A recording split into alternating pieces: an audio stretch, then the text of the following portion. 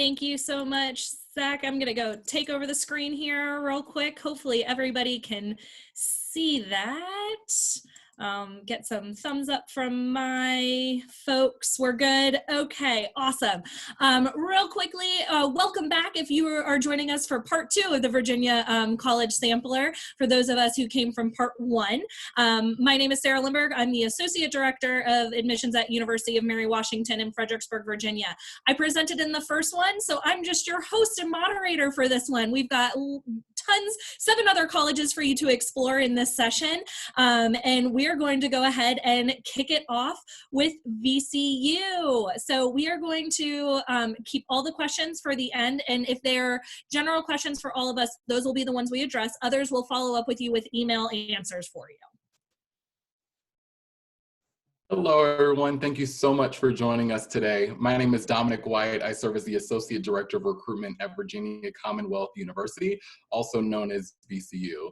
I want to give you a little bit of history about our institution, a little bit about what we have to offer, as well as some information on the admissions process during this time. So to start things off, just know that VCU has a lot of rich history. So our journey begins in 1838 when the Medical College of Virginia was founded. And that was kind of the first footprint here in this area here. And then in 1968, the Medical College of Virginia merged with the Richmond Professional Institute, and that became VCU. So we're really excited about our rich history here in the Richmond area. Next slide, please.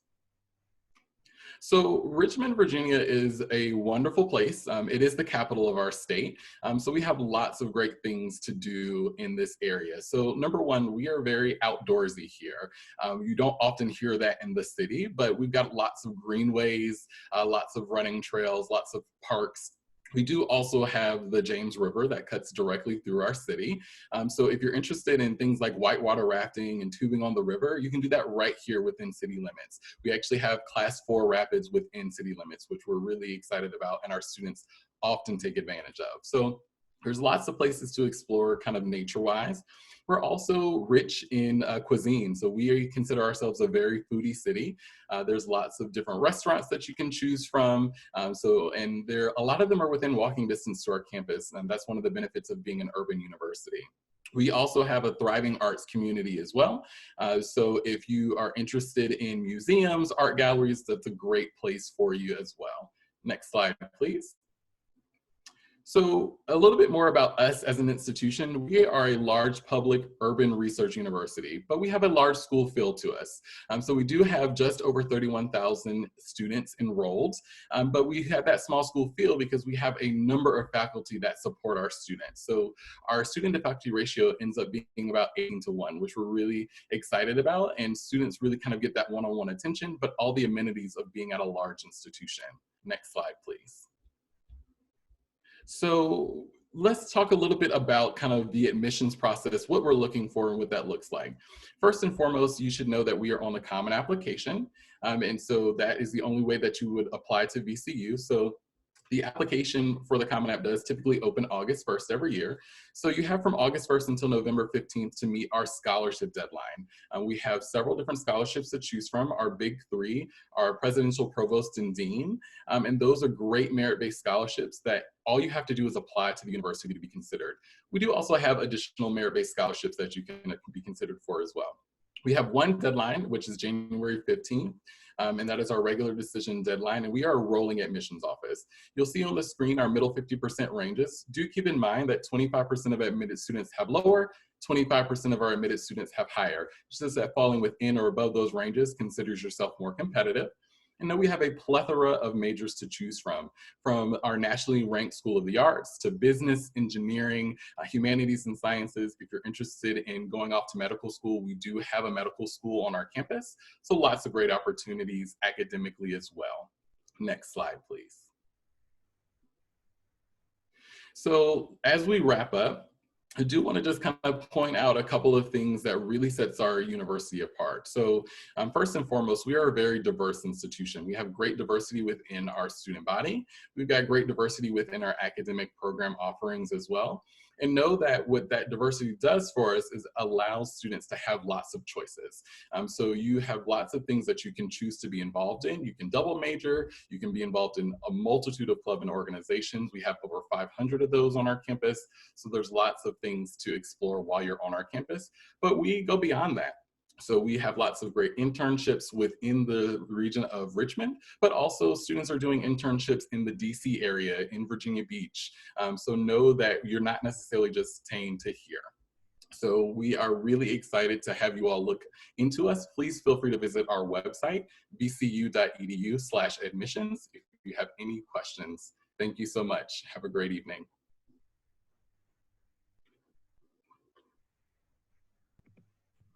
Alrighty, thank you so much to everybody joining us today. My name is Sasha Kierick. I'm one of the assistant directors at Christopher Newport, and I look forward to sharing some information with you about my university. On the next slide, what you're going to see is some basic university information as well as the application information. So if we could click over to that next slide, some of the things you'll see are a little bit of those basics. We have got for you, we're one of the public liberal arts and sciences universities. We are located in southern coastal Virginia, Newport News, so about an hour south of Richmond. In total, we have about 5,000 students on our campus, a very residential campus for you.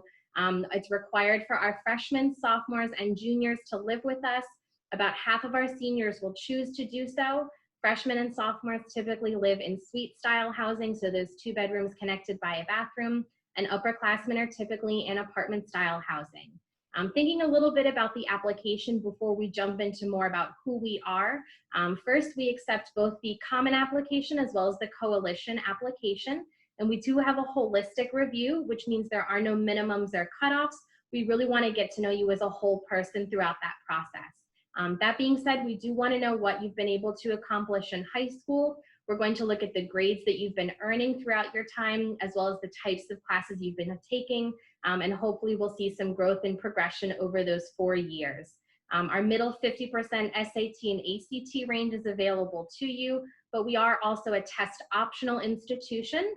We do have minimum criteria for this. You must have at least a weighted 3.5 or higher. But if you meet that criteria and you're not happy with your test scores, you do not have to submit them.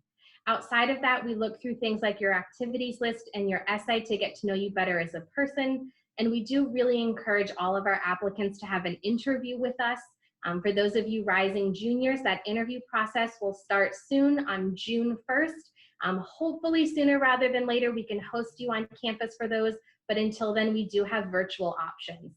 Finally, we do have 3 different application deadlines, our earliest through early decision, the middle one through early action, and then a final one with regular decision, although we do encourage our students to apply either ED or EA in order to have priority consideration in that process.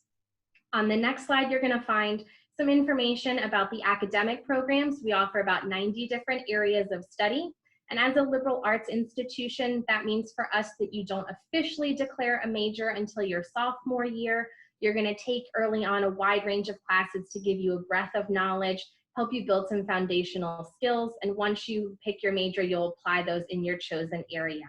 We're well known for a lot of different programs, including things like our political science and government department, our history program, our psychology and sociology program are very popular. But we're also really well known for some STEM programs, things like biology, neuroscience, computer science, electrical engineering. We're adding a program in cybersecurity next year, and of course, our internationally accredited business school.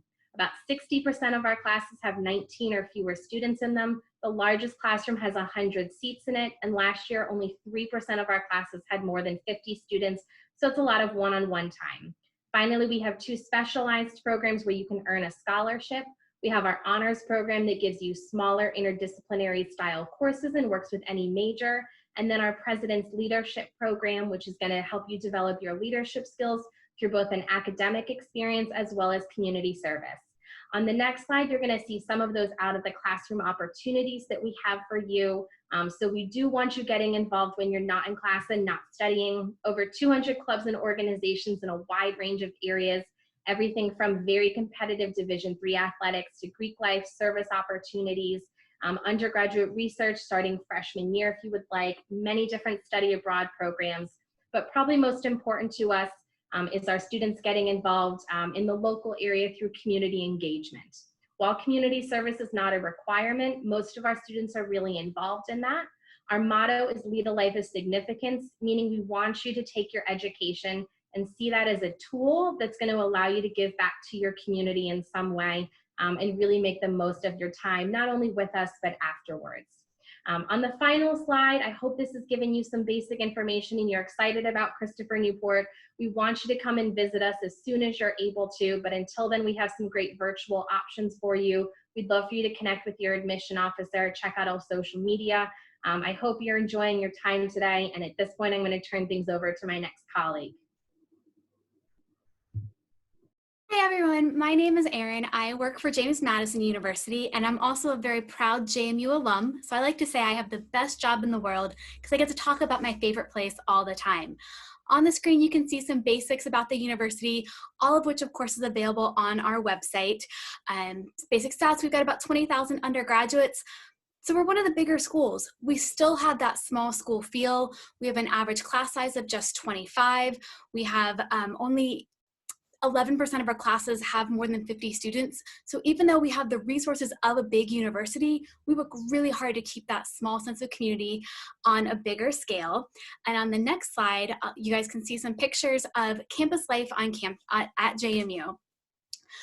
We have a lot of school spirit. So anytime you visit campus, you're gonna see purple and gold everywhere.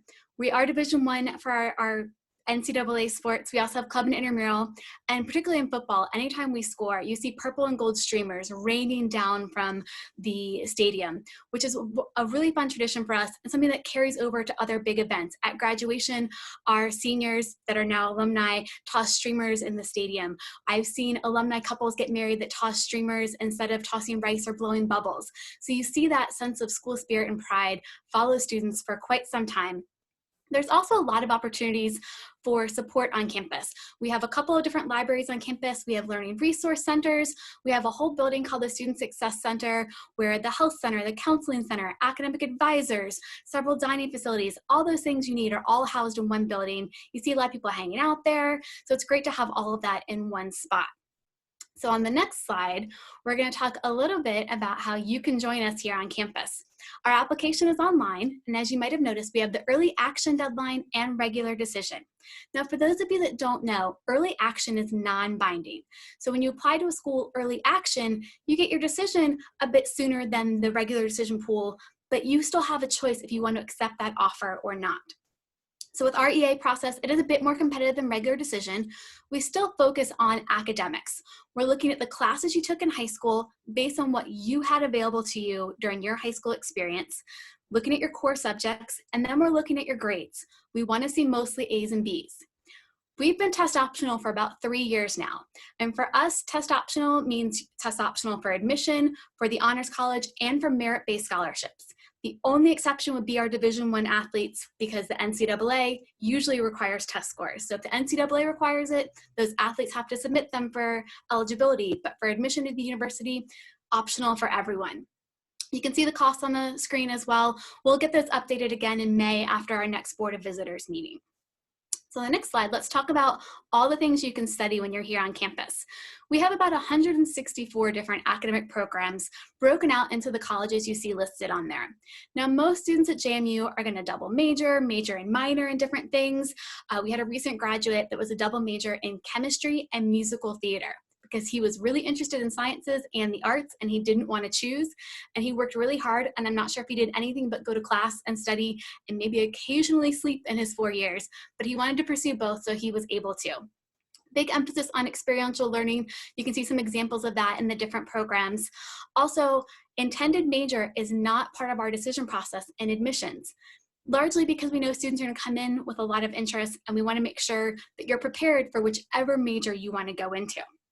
So on the next slide, we're going to talk a little bit about where we're located. We're about 2 hours from Washington, D.C. and about 2 hours from Richmond, out in the Shenandoah Valley.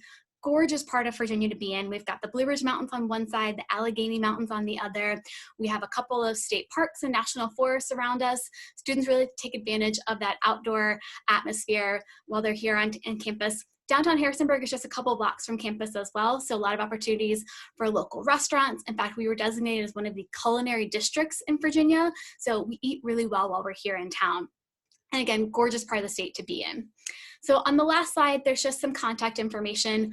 I know particularly right now, there's a lot of changing information, lots of questions about what the process is gonna look like for you guys next year and the year after.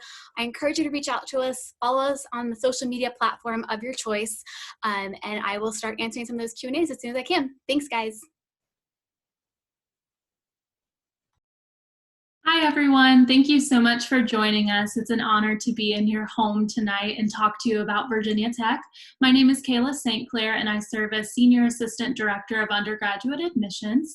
I am a two-time alumna, so I've earned my bachelor's and master's degrees at Virginia Tech, and absolutely love being able to share with you what makes Virginia Tech such a special place. We were founded all the way back in 1872 with only 132 students in our first year, and we've now grown to over 35,000 students total, with about 28,000 of those being undergraduates. We're located in Blacksburg, Virginia, which is in Southwest Virginia, and we're in a pretty small town, about 45,000 residents total, and 30,000 of them are students. So it truly is like live, eat, breathe Virginia Tech. It's that true college town experience. Now, we have over 100 different majors, and on this next slide, you'll see our 7 undergraduate colleges. So we have the most comprehensive offerings in Virginia. We have everything from agriculture to architecture, business, engineering, natural resources, liberal arts, science, even a public health major that's situated in our vet school. So we do have a little bit of everything for everyone. I would challenge students to say that we probably have something that you're interested in at Virginia Tech. And then we also have undecided options. All of our colleges, other than the College of Engineering, have an undecided option. And then we have 2 general undecided options that you can use to get into any of the majors on our campus. Now, we have a lot of distinguishing characteristics at Virginia Tech, everything from our dedication to service and our hands-on learning opportunities and our research, but the most, I think the most important, it has to be our sense of community. So this next slide does highlight what Hokie Nation is all about. You know, it's this feeling of togetherness, this feeling of community. And when you talk to prospective students, current students, faculty, staff, and alumni, and you ask them why Virginia Tech, 9 times out of 10, the answer you receive is the sense of community that they found on campus. And I think that's just so important to know that you won't just exist inside of a classroom at Virginia Tech. You're going to exist as your whole self, as an entire person. We do have top dining, so we've got really great food at Virginia Tech, which is important. We've got over 900 student organizations for you, and then we also have Division I athletics in the Atlantic Coast Conference. Now, our review process does mirror this idea that we're looking at you as an entire person. So the deadlines on this next slide are ones that you would use if you're applying as a freshman or a transfer applicant. So we have early decision, early action, and regular decision for our freshmen. Early decision is binding. So when you apply that way, you're saying Virginia Tech is my school. If I'm offered admission, I'm on my honor to go there. Obviously, that's not for everyone. If that's not the way that you'd like to apply, we recommend applying early action.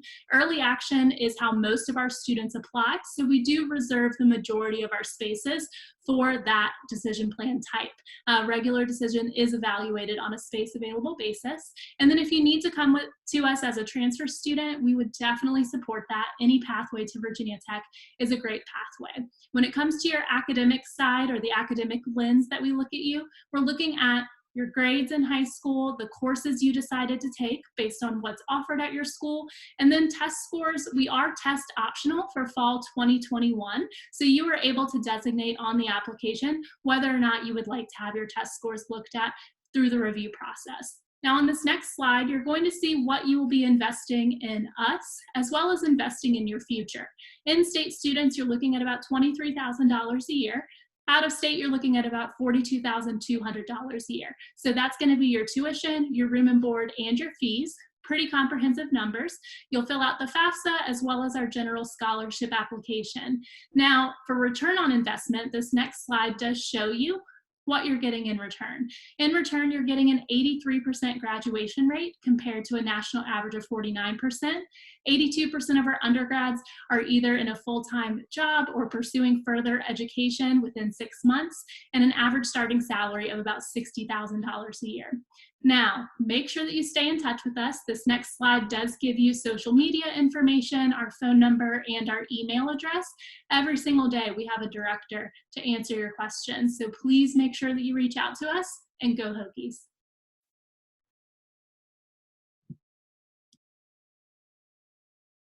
Hello, everyone. My name is Rebecca LaPlante, and I'm the Senior Associate Director of Admissions at Radford University. I oversee our freshman recruitment, and my favorite part of the job is connecting with our prospective students. I also happen to be a double alum, and I'm happy to share more about my school with you today.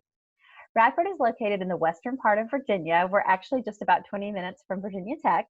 We are on a beautiful campus with just over 9,000 students. We are a medium-sized school, which we believe provides the best of both worlds. On the next slide, I'd like to share with you how Radford began as a teaching school for education majors, and now we have 6 academic colleges with over 100 programs.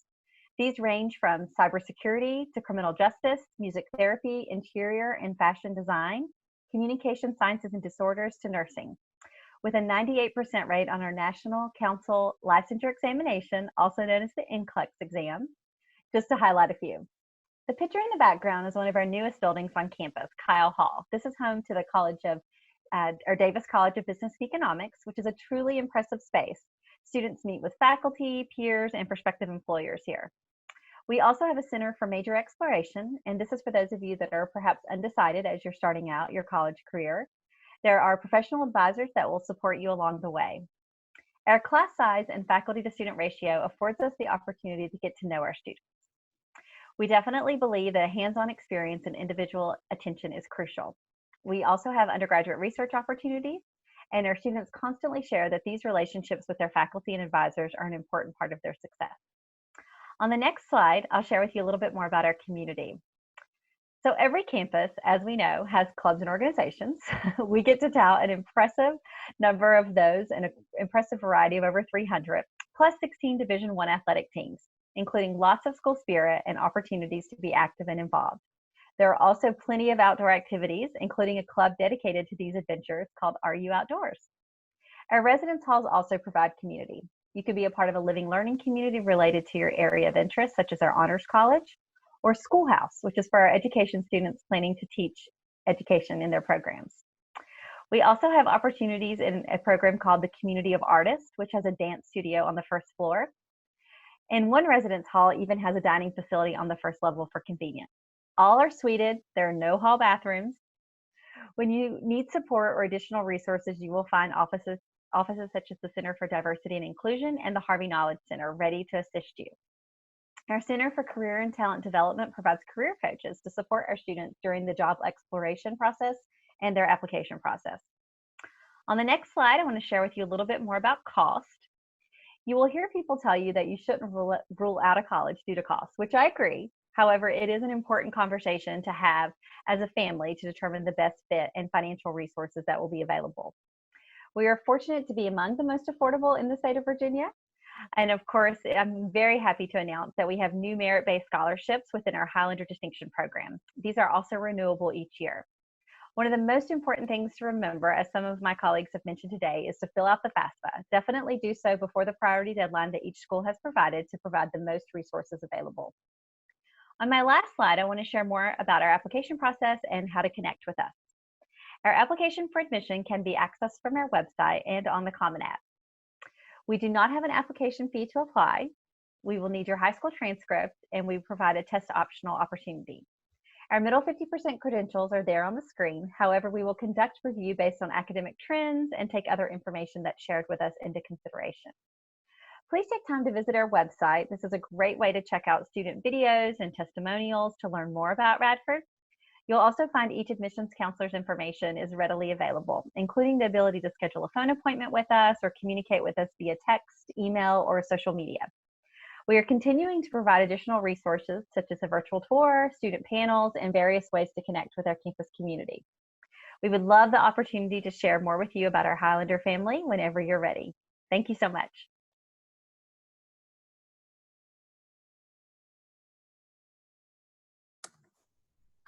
Hello, everyone. My name is Caroline Ward. I'm an assistant dean at the Office of Undergraduate Admission at William & Mary, and I'm so happy to be talking to you today. So William & Mary is located in Williamsburg, Virginia. That is about an hour from Richmond. It is about an hour and a half from Virginia Beach and about 2.5 hours from Washington, D.C. We also have Colonial Williamsburg as a fantastic neighbor with a lot of history as well. On our next slide, I'll share a little history about William & Mary as well as some facts about William & Mary too. We are the second oldest college in the United States. Even though we're the second oldest college, which we were chartered in 1693, we have a lot of firsts ourselves. We have the first law school, the first modern languages department, the first honor code, the first honor society, and the list goes on. We also have the oldest academic building still in use in the United States today. That's the Wren building. You'll see it on a lot of our pictures. You certainly saw it on that first slide. And in terms of the student body at William & Mary and kind of the academics, we have a little over 6,000 undergraduate students. So we're a medium-sized school. We're kind of known as a small liberal arts and science college while also being a big research university.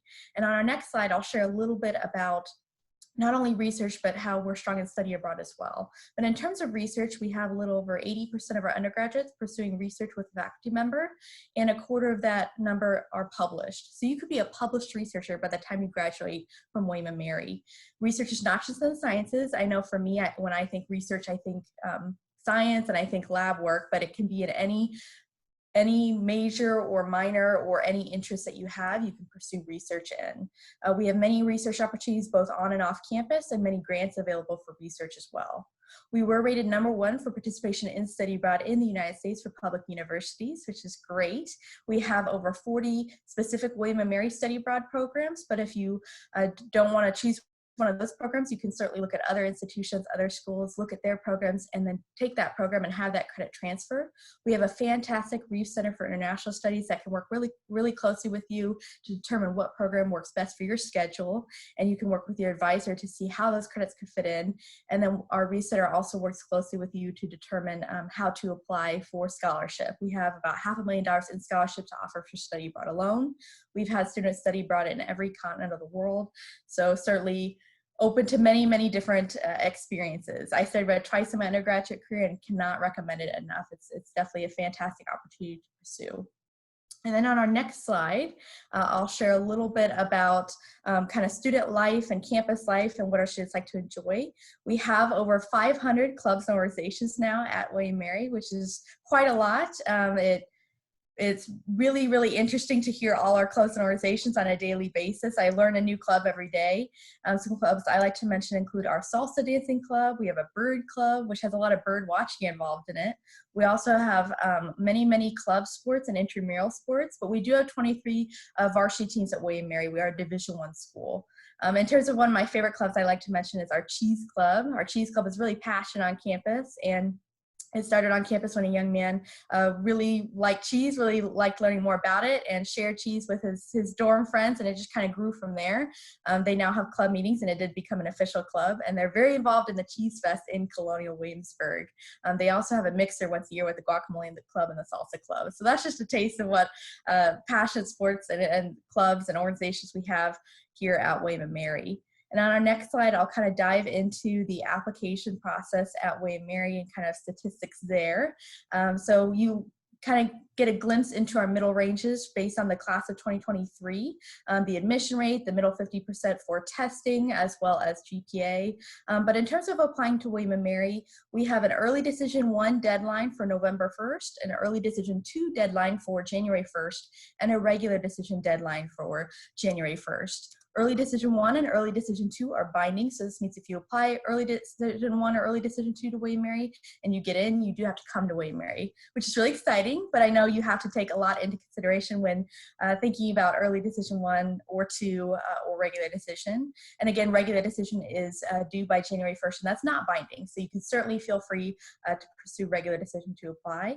And in terms of the application itself, we look at 3 academic qualities and 3 personal qualities. The academic qualities include the rigor of your transcript, your GPA, and your test score. The personal qualities include your letters of recommendation, your extracurricular activities, and your essays. There is that required essay in the application, and then there's also the optional essay, which I do recommend. You can apply either through the Common Application or the Coalition application. And then on that last slide there, you'll see contact information for William & Mary, and feel free to email us at admission@wm.edu. Thank you all so much for listening, and have a wonderful evening.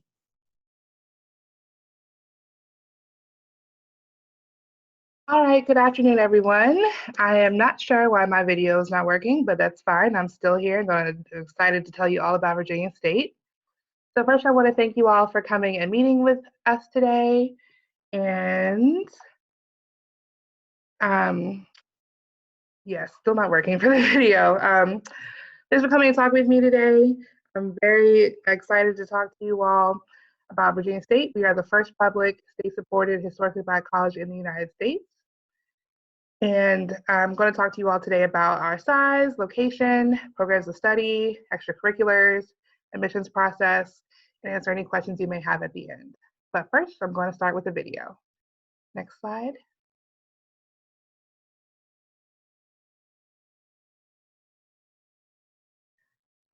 Oh, there's no sound.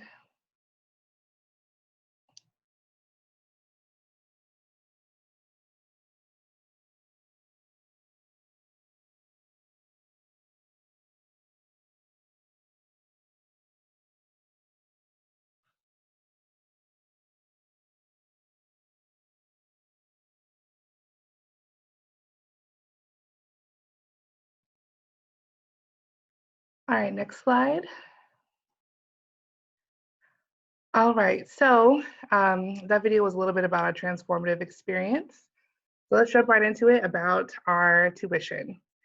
All of you are, well, most of you are in-state students, so in-state tuition is about $9,000.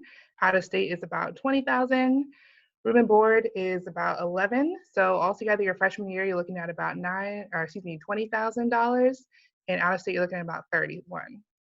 Now, freshmen and sophomores are required to live on campus, so you can't get out of that room and board for the first couple years. But after that, you are more than welcome to spread your wings and move off campus. Next slide. So Virginia State University is a suburban campus of about 4,300 students. We're located in Petersburg, Virginia, which is about 25, 30 minutes south of Richmond. And that's going to be the next big city to us. We are also about 2 hours from DC, as well as Raleigh and Durham in North Carolina, and also Virginia Beach. So the great thing about our central location is that we're super accessible. You can get pretty much anywhere in no time. Now, your goal should be coming to school to learn, which is why we have over 31 majors under 6 colleges. They are the College of Agriculture, the Reginald F. Lewis College of Business, which was just awarded Best HBCU Business Program, the College of Engineering and Technology, College of Education, College of Health and Natural Sciences, and Humanities and Social Sciences. We also offer several pre-professional programs, such as pre-law, pre-med, pre-vet, pre-pharmacy, and pre-med. Now, whichever degree you decide to pursue, we have a 13-to-1 student-faculty ratio, and our average class size is 20. That's probably smaller than your class sizes are now. We sit on about 236 acres, and that does not include a 400-acre farm that we have right down the street of campus. That's for our agriculture students. Next slide. So getting in. Our minimum GPA is 2.2. However, the average was a 2.8. Average SAT was a 920, and average ACT was a 17. Now, our merit-based scholarships that we have are part of the honors program. And to qualify for that, you need to have a 3.0, as well as a 1080 on the SAT or a 21 on the ACT. And those scholarships go up from there. We also have our presidential scholarship, which requires a 3.2 GPA, an 1170 on the SAT, and a 24 on the ACT. One scholarship that's only for Virginia residents is our STEM scholarship. It's essentially a full ride. That is a requirement of a 3.5 GPA, a 1250 on the SAT, or a 26 on the ACT. Next slide. Now, Like I said earlier, your main goal should be coming to school to learn, but we also want you to have some fun as well. So we have 17 NCAA Division II sports teams, over 90 clubs and organizations, and over 130 study abroad programs, so you can still get a multicultural experience. Next slide. So I know you've heard all that information, you're super excited, you're like, how do I apply? I'm so glad you asked. Application is free and it's online at vsu.edu. Our admissions deadline is May 1st. And once we get your materials, which all we need is your completed application as well as a transcript and test scores, we'll automatically consider you for scholarships. We are test optional if you have a 3.0 and above, but we do need to see those test scores in order to consider you for our scholarship. If you have any questions, you can give us a call at 804-524-5901. I hope you all have a great rest of your day, and I can't wait to answer your questions. Okay, everyone, thank you so much for my presenters. I'd like everybody to turn their videos back on so our guests can see you, and I'm gonna grab some questions for you. So bear with me just 1 second. Oh, hold on. There we go. All right, you guys have tons of questions out there. Okay, so we received a similar question in the last session. Will the class of 2021 need SAT scores since they have been canceled and no future availability has been communicated? So first and foremost, if you are a test optional institution, if you guys want to just go ahead and raise your hands, so that folks know you're already test optional. And if you're not one of our test optional institutions in Virginia, please go ahead and communicate what your policy is regarding the fall of 2021. I can go ahead and update about Virginia Commonwealth University. So we are test optional for certain students. Students must have a high school GPA of 3.3 or better. The exceptions to that would be students interested in engineering, school of education, as well as students who are interested in the honors college. I can also, oh, I'm sorry. So sorry. This is Chanel. Sorry you can't see me once again.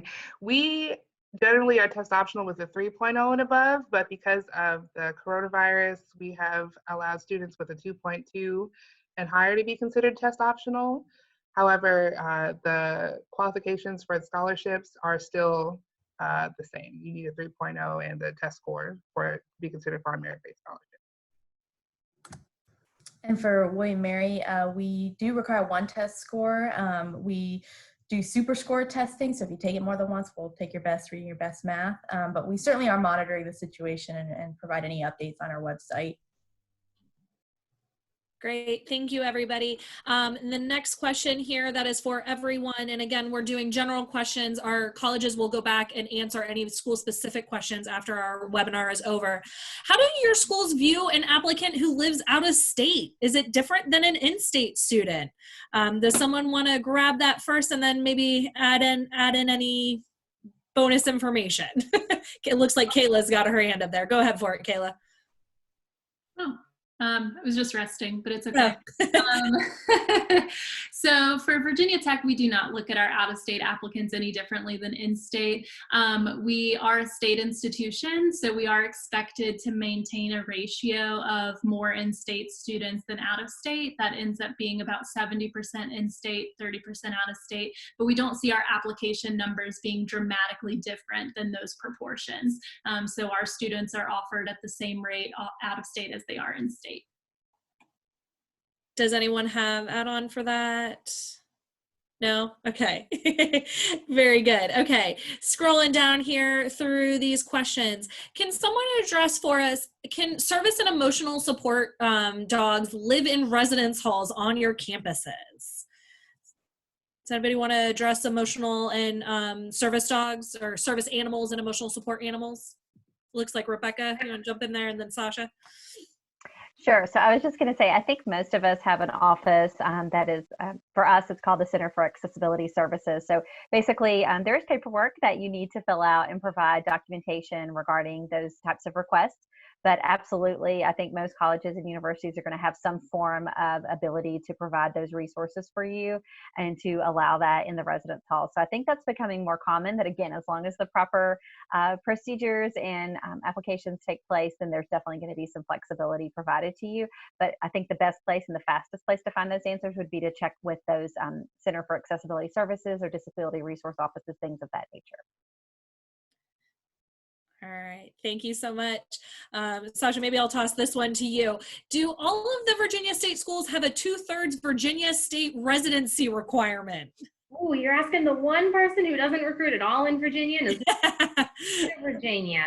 That's a great question. You're going to have to check individually with institutions. Again, all of us being public institutions here means we are committed to serving the Commonwealth of Virginia, but of course, we're all going to tell you that we want students from all over the globe. We're all going to have different percentages of in-state and out-of-state students. I can tell you personally at CNU, we are primarily in-state, but I don't think any of us struggle too much with keeping that balance. If anybody wants to jump in, go ahead. All right, I think maybe Erin. No, she was reaching. That was an excellent answer, Sasha.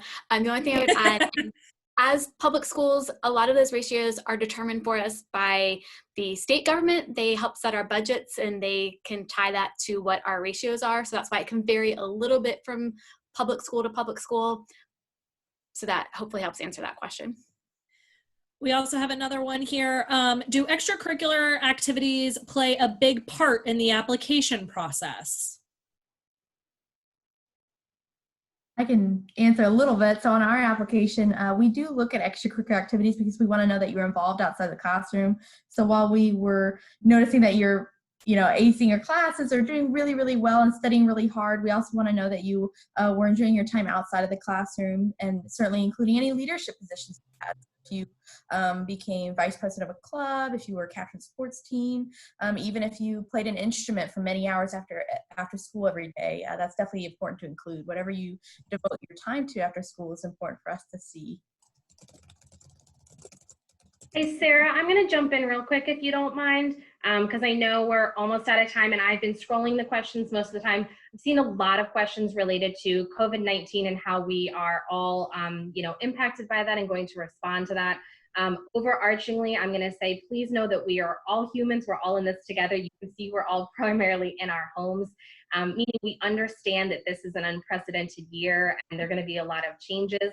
You're going to need to reach out to the individual institutions to see how their policies might be changing and how they're willing to work with you. But please just note, we understand that that move to online schooling is a difficult transition. We're going to be working with you when it comes to transcripts, when it comes to test requirements. But again, every school, while we are all public schools, we are going to handle a little bit differently. So don't hesitate to reach out to us. We're all still available for you, even though we're all probably working remotely. But I just want to kind of quash that fear a little bit. We definitely understand how stressful this is, and we want to work with you throughout this process and really help you find the best institution. Thank you for that, Sasha. I appreciate you jumping in there. One last question, because I think we've got time. When should they start filling out the FAFSA form? When will it be available for these students? Goes live on October 1st, so we definitely encourage you to start it as early as you'd like to, and definitely get it in by each school you're applying to. They will have a priority review deadline. Make sure you're getting it in by then. Guys, we have run out of time, and Zach from StriveScan has a quick announcement for you, but we will answer your questions via email after these sessions are over too. Thanks so much for our awesome panel for this information. And students, thank you for joining us for today. As you close this window, a very quick 4-question survey may appear, so we do ask for your feedback on today's session. And we encourage you to sign up for the sessions that go throughout the evening tonight. And as I mentioned earlier, we just announced 230 additional sessions being held starting Monday through May 8th. And those are all available on our website, strivescan.com/virtual. Thanks so much, everyone. Have a great day.